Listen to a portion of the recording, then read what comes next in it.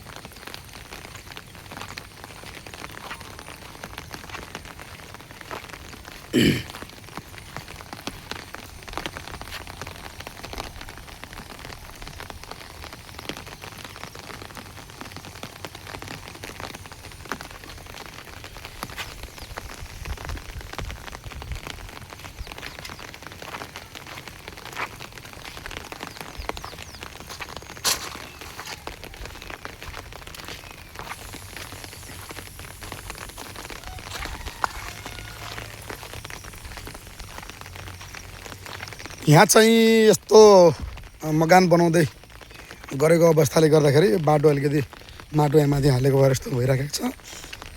त्यस कारणले गर्दाखेरि यहाँ बाटो अलि स्लिप भइरहेको छ। बाँकी बाटो चाहिँ यहाँ पुरा गाडी बस्ने बाटो छ। यो बाटो ठुलै छ, सानो बाटो छैन। भनेपछि अब म चाहिँ फाइनली घर आइपुगेको अवस्था छ। हेर्न सक्नुहुन्छ दर्शकबिन। लाइक शेयर सब्सक्राइब कमेन्ट गर्न चाहिँ नभुल्नुहोला साथीहरू। यो मेरो बारी हो हैन, मेरो बारी हो। ट्याक्क हेर्न सक्नुहुन्छ बारी हो। यहाँबाट यहाँसम्म बारी छ। मकै छरेको अवस्था छ मैले हैन।